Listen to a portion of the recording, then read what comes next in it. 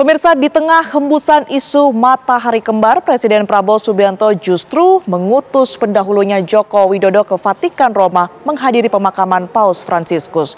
Prabowo seolah ingin menunjukkan bila dirinya dan Jokowi tak pernah ada masalah kendati menteri-menterinya masih rajin sowan ke Solo, Jawa Tengah. Prabowo juga dinilai tak tipis telinga dengan sepak terjang Jokowi yang disebut-sebut masih seperti penggerak roda istana.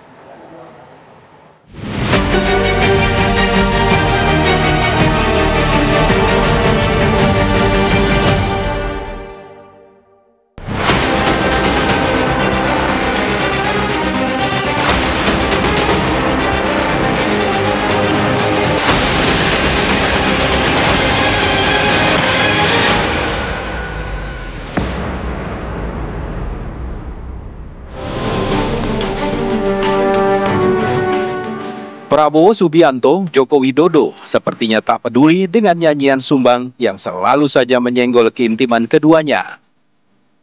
Sebagai pemegang kendali resmi mandat rakyat, Prabowo tak tipis telinga ketika kabar matahari kembar santer berhembus, menyusul sepak terjang Jokowi yang seakan belum meninggalkan pin istana di dada. Bukannya risih dengan perilaku sang mantan, Prabowo justru memupuk percaya. Buktinya, Prabowo mendapuk Jokowi sebagai utusan khusus istana ke Roma, sampaikan ucapan duka presiden sekaligus menghadiri pemakaman Paus Fransiskus. Penunjukan ini adalah hak prerogatif presiden ya. Beliau bisa menunjuk utusan khusus untuk satu misi-misi tertentu ya. Tapi mungkin ada dukungan sejarah ya. Karena sebelumnya pada bulan September silam, pada saat masih menjabat Presiden ke-7, Bapak Joko Widodo sempat bertemu dengan Paus Fransis dalam suasana penuh kekeluargaan dalam tema iman dan persaudaraan.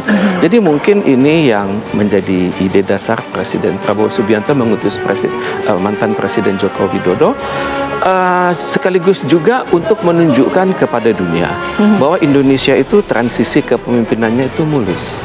Jadi ada hubungan selalu simbiotik antara kepemimpinan sebelumnya dan kepemimpinan sekarang. Hari-hari Jokowi kini memang penuh sensasi. Sosoknya terus menggaung. Kediamannya ramai didatangi, baik dari warga hingga pemilik daerah. Bahkan di hari Idul Fitri, menteri-menteri yang sedang membantu Presiden Prabowo Subianto satu persatu sowan ke rumah Jokowi. Tak hanya dari kalangan sipil, jajaran aparat, TNI, dan Polri juga bertandang meminta wejangan. Ragam pola Jokowi ini pun seolah masih mengesankan. Dirinya adalah penggerak roda istana.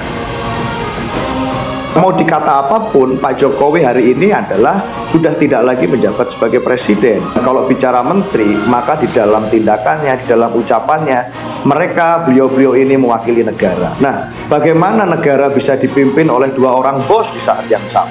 Bukankah itu jadi persoalan? Gitu. Nah, itulah kekhawatiran publik yang hari ini saya rasa menjadi wajar kalau orang-orang merasa bahwa harusnya tidak seperti itu. Dalam hal kepemimpinan, itu nggak ada dualisme dan tidak ada matahari kembar. Kita sama-sama tahu presiden yang sah itu Prabowo Subianto pada saat ini, dan bahwa para menteri yang juga dulu misalnya mantan menterinya Pak Jokowi itu bersilaturahmi ke Pak Jokowi dalam rangka hari raya, itu juga sah-sah aja.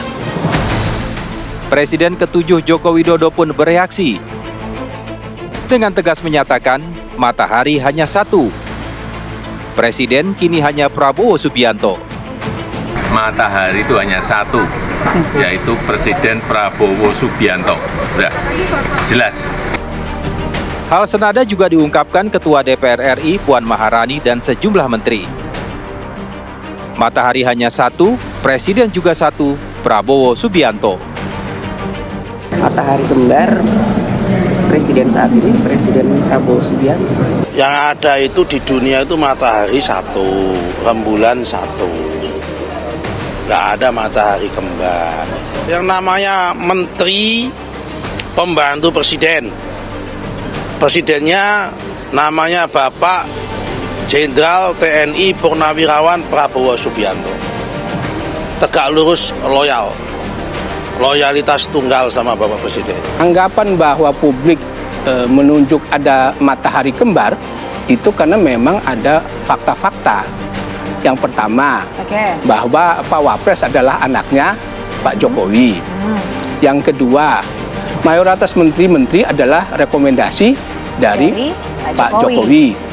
Yang ketiga, para menteri yang berkunjung ke sana ini, meskipun sudah dikoreksi katanya slip lidah, dia mengatakan bahwa kunjungan ke bos. Pasti itu dibawa, bukan dibawa alam sadar dia gitu. Pasti kan udah tahu setiap kunjungan kepada Pak Jokowi itu diliput oleh media massa. Tapi kenapa mengatakan seperti itu? Pasti kan ada sesuatu, memang ada loyalitas ganda. Itulah yang kita khawatir. Bagi Prabowo, sikapnya terhadap Jokowi adalah contoh bila anak negeri tak boleh saling benci dan menghormati pemimpin pendahulu. Setiap presiden berjasa kepada negara.